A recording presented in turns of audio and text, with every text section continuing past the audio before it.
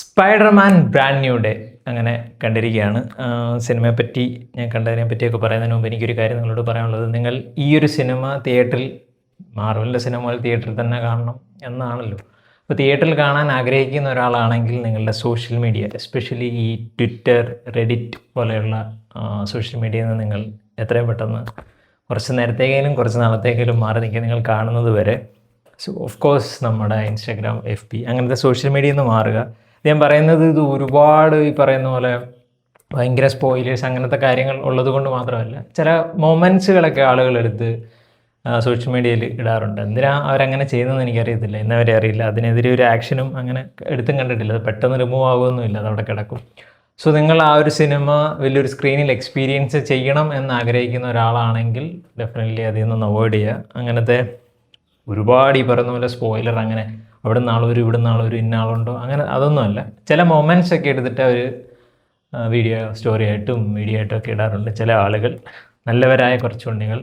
So അതുകൊണ്ട് നിങ്ങൾ ആ ഒരു ത്തേക്ക് പോകാതിരിക്കുക. പിന്നെ ഒരു കാര്യം കൂടെ പറയാം, ഇത് സ്പോയിലറല്ല, ഇതിൻ്റെ ഒരു പോസ്റ്റ് ക്രെഡിറ്റ് സീനുണ്ട്. ഭയങ്കരമായിട്ട് അങ്ങ് എക്സ്പെക്റ്റ് ചെയ്യുന്നൊരു പോസ്റ്റ് ക്രെഡിറ്റ് സീനില്ല, പക്ഷേ എന്നാൽ ഒരു സംഭവമുണ്ട്. പക്ഷേ നിങ്ങൾ നമ്മൾ ഏകദേശം ഒരു 5-6 മിനിറ്റ് വെയിറ്റ് ചെയ്തതിന് ശേഷമാണ് അത് കാണുന്നത്. സോ അത് കാണുമ്പോൾ ഇത്രേ ഉള്ളൂ എന്ന് തോന്നുന്ന രീതിയിലൊരു പോസ്റ്റ് ക്രെഡിറ്റ് സീനാണ്, ജസ്റ്റ് ഒന്ന് പറഞ്ഞതേ ഉള്ളൂ. സോ സിനിമ എനിക്ക് ഭയങ്കരമായിട്ട് ഇഷ്ടപ്പെട്ടു. എസ്പെഷ്യലി ഇതൊരു നമ്മൾ ഈ മൾട്ടിവേഴ്സും ഈ പറയുന്ന എസ്പെഷ്യലി സ്പൈഡർമാൻ്റെ ഒരു ഇത് കണ്ടപ്പോൾ തന്നെ നമ്മൾ ഈ ഒരുപാട് സ്പൈഡർമാൻ വരുന്നു, അതൊക്കെ കണ്ടതിന് ശേഷം നമ്മൾ ഒരുപാട് അങ്ങനെയൊക്കെ എക്സ്പെക്റ്റ് ചെയ്യും.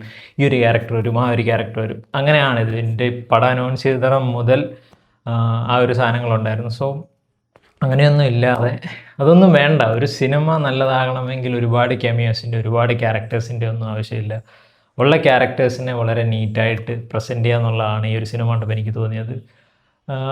എപ്പോഴും പറയാറുണ്ട്, നമ്മൾ ഡെഡ് പൂളിൻ്റെ ഒരു ക്യാരക്ടർ എപ്പോഴും പറയാറുണ്ട്, മാർവൽ ജീസസ് എന്ന്, മാർവലിനെ രക്ഷിക്കാൻ വേണ്ടി എപ്പോഴും വരാറുണ്ടെന്ന്. പക്ഷേ അതെപ്പോഴും സ്പൈഡർമാനാണ്. സ്പൈഡർമാൻ്റെ ആ ഒരു ക്യാരക്ടർ എനിക്കറിയില്ല, ആ ഒരു ക്യാരക്ടറിനോടുള്ള ഇഷ്ടം കൊണ്ടാണെന്നത്. എനിക്കും പേഴ്സണലി ഭയങ്കര ഫേവറേറ്റ് ആയിട്ടൊരു ക്യാരക്ടറാണ്. ഫസ്റ്റ് ടൈം ഒരു ഈ പറയുന്ന മാർവലിൻ്റെ ആണെങ്കിൽ ഒരു സൂപ്പർ ഹീറോ എന്നും പറഞ്ഞ് നമ്മൾ കാണുന്നതും അതിൻ്റെ ഒരു കണ്ടിന്യൂസ് ഒരു പാർട്ട് കാണണം, സെക്കൻഡ് പാർട്ട് കാണണം, അങ്ങനെ വെയിറ്റ് ചെയ്തൊക്കെ കണ്ട ഒരു സിനിമ എന്ന് പറയുന്നത് ഈ അവഞ്ചേഴ്സ്, നമ്മുടെ അയൺമാനൊക്കെ വരുന്നതിനൊക്കെ മുമ്പ് കാണാൻ തുടങ്ങിയത് ഈ പറയുന്ന സ്പൈഡർമാനാണ്.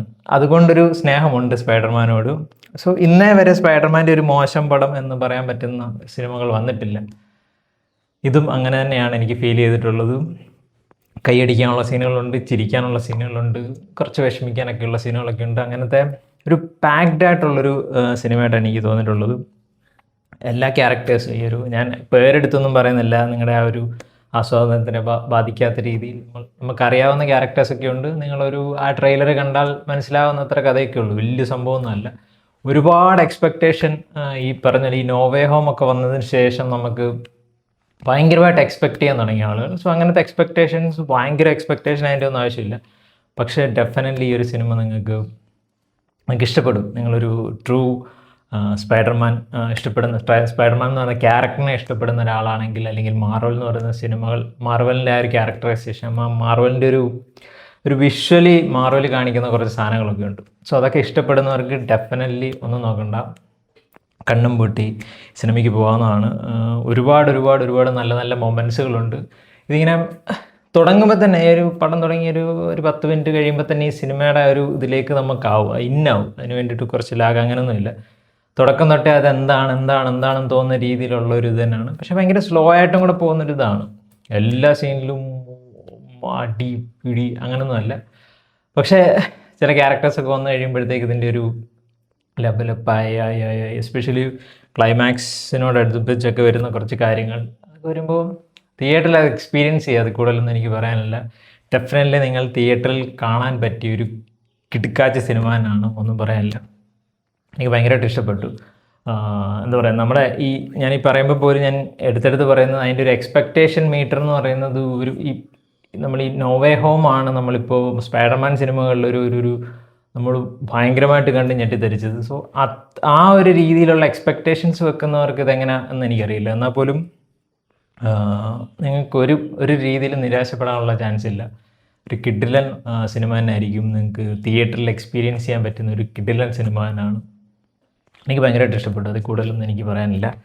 കിടിലൻ സിനിമ. എൻ്റെ ക്യാരക്ടേഴ്സ്, പിന്നെ ഒരുപാട് ചർച്ചകളൊക്കെ ഈ ക്യാരക്ടർ ആരാണ്, ഈ ക്യാരക്ടർ ആരാണ് നമുക്ക് പറഞ്ഞ ചർച്ചകളൊക്കെ നടക്കുന്നുണ്ട്. സോ അതൊന്നും നിങ്ങൾ ശ്രദ്ധിക്കാതെ കിടിലൻ ആ സിനിമ എന്താണെന്ന് മനസ്സിലാക്കുക. ഇപ്പം സീരീസ്, ഈ മാർവൽ സിനിമകൾ, മാർവലിൻ്റെ സീരീസുകൾ ഫോളോ ചെയ്യുന്നവർക്ക് ഓരോരോ ക്യാരക്ടേഴ്സ് വരുമ്പോൾ പെട്ടെന്ന് കണക്റ്റ് ആകും. അതല്ലാത്ത ആൾക്കാർക്ക് കുറച്ച് കൺഫ്യൂഷൻസ് വരാൻ മോസ്റ്റ്ലി എല്ലാ സിനിമകളും, ഈ മാർവലിൻ്റെ സിനിമകൾ കാണുന്നവരുടെ ഇപ്പം തുടക്കത്തിൽ നമ്മൾ പോയിട്ട് ഫസ്റ്റ് ഈ സിനിമ കാണുമ്പോൾ ഉണ്ടാകുന്ന ചില പ്രശ്നങ്ങളുണ്ട്. സോ ഇതൊരു പരിധിക്കപ്പുറത്തോട്ട് അങ്ങനെയില്ല. എന്നാൽ പോലും മാർവലിൻ്റെ സിനിമകൾ ഫോളോ ചെയ്യുന്ന, സീരീസുകൾ ഫോളോ ചെയ്യുന്ന ചില ക്യാരക്ടേഴ്സൊക്കെ വരുമ്പോൾ ഇത് ആരാ എന്ന് തോന്നും. ഇതിനെപ്പറ്റി ഒരു ഫോളോ ഇല്ലാതെ ജസ്റ്റ് ഒരു ഫസ്റ്റ് ടൈം ഒരു സ്പൈഡർമാൻ സിനിമ കാണാൻ പോകുന്ന ഒരാൾക്ക്. സോ അല്ലാത്തവർക്കും നമുക്ക് എൻജോയ് ചെയ്യാൻ പറ്റുന്ന രീതിയിലാണ് അവർ ചെയ്തിരിക്കുന്നത്. ഷാൻജി എന്ന് പറഞ്ഞ സിനിമയുടെ ഡയറക്ടറാണ്. ഇതിൻ്റെ എടുത്തു പറയേണ്ട ഒരു കാര്യം എന്ന് പറയുന്നത് വിഷ്വൽ ഡെഫിനറ്റ്ലി, പക്ഷേ ഇതിൻ്റെ ഫൈറ്റ് ചെയ്തിരിക്കുന്നത് ഒരു 3-4 ഫൈറ്റ് ഉണ്ട്. അപ്പോൾ അതെല്ലാം വേറെ ലെവലാണ്. എസ്പെഷ്യലി എൻ്റെ ഒരു ടോപ്പ് സാധനം എന്ന് പറയുന്നത് എൻ്റെ ക്ലൈമാക്സിനോട് അനുബന്ധിച്ച് വരുന്നൊരു ഫൈറ്റ് സീക്വൻസ് ഉണ്ട്. അത് വേറെ ലെവലായിരുന്നു. ഫൈറ്റ് ഒരു രക്ഷയില്ല. അത് മാർവൽ എപ്പോഴും ഒരു ഫൈറ്റിന് കൊടുക്കുന്നൊരു ഇമ്പോർട്ടൻസ്, ആ ഫൈറ്റ് അവിടെ വേണം. അത് ചുമ്മാ എന്നാൽ ഇവിടെ ഒരു ഫൈറ്റ് ഇരിക്കണം, അങ്ങനെയല്ല. ആ ഫൈറ്റിന് ഒരു ഇമ്പോർട്ടൻസ് കൊടുത്തതിന് ശേഷമാണ് നമുക്ക് ആ ഫൈറ്റ് കാണാൻ സാധിക്കുന്നത്. അത് ആരാ ചെയ്തിരിക്കുന്നത് എല്ലാവർക്കും അറിയാവുന്നതാണ്. സോ അവർ ചെയ്തതിൻ്റെ നമുക്ക് അത് സ്ക്രീനിൽ കാണാനുണ്ട്. സോ ഡെഫിനറ്റ്ലി ഇതെല്ലാം നിങ്ങൾ തിയേറ്ററിൽ പോയി എക്സ്പീരിയൻസ് ചെയ്യുക. അതിൽ കൂടുതലൊന്നും പറയാനില്ല. സമയമുള്ളവരെല്ലാം അത് തിയേറ്ററിൽ തന്നെ കാണാൻ ശ്രമിക്കുക. അതുകൊണ്ട് നല്ലൊരു വിഷ്വൽ ക്വാളിറ്റി ഉള്ള നല്ല സൗണ്ട് സിസ്റ്റത്തിൽ നിങ്ങളിത് കേൾക്കാൻ സാധിക്കുകയാണെങ്കിൽ, എസ്പെഷ്യലി നല്ലൊരു ക്രൗഡിൻ്റെ കൂടെ ഇത് കാണാൻ സാധിക്കുകയാണെങ്കിൽ വേറെ ലെവലായിരിക്കും. നല്ലൊരു ക്രൗഡും കൂടെ വേണം. സിനിമകൾ ഈ വിഷ്വലി കാണുന്ന അല്ലെങ്കിൽ ആ ഒരു സൗണ്ട് സിസ്റ്റം മാത്രമല്ല, നല്ലൊരു ക്രൗഡും കൂടെ വേണം. ആ ക്രൗഡ് ഇല്ലെങ്കിൽ നമുക്കൊരു ആവേശം കാണും, കൈയടി. പക്ഷേ അത് എൻ്റെ തിയേറ്റർ ഇതായിട്ടിരിക്കുകയാണെങ്കിൽ നമുക്കൊരു ഇത് കിട്ടില്ല. സോ നല്ലൊരു ക്രൗഡിൻ്റെ കൂടെ നല്ലൊരു വിഷ്വൽ ഉള്ള തിയേറ്ററിൽ നല്ല സൗണ്ട് സിസ്റ്റത്തിൽ ഈ ഒരു സിനിമ കാണാൻ ശ്രമിക്കുക. കിടിലം പടം ഒന്നും പറയാനില്ല. സോ നിങ്ങൾ ഈ ഒരു സിനിമ കണ്ടിട്ടുണ്ടെങ്കിൽ നിങ്ങൾക്ക് ഇഷ്ടപ്പെട്ടോ ഇല്ലയോ എന്നുള്ള കാര്യം കമൻറ്റ് സെക്ഷനിൽ പറയാം.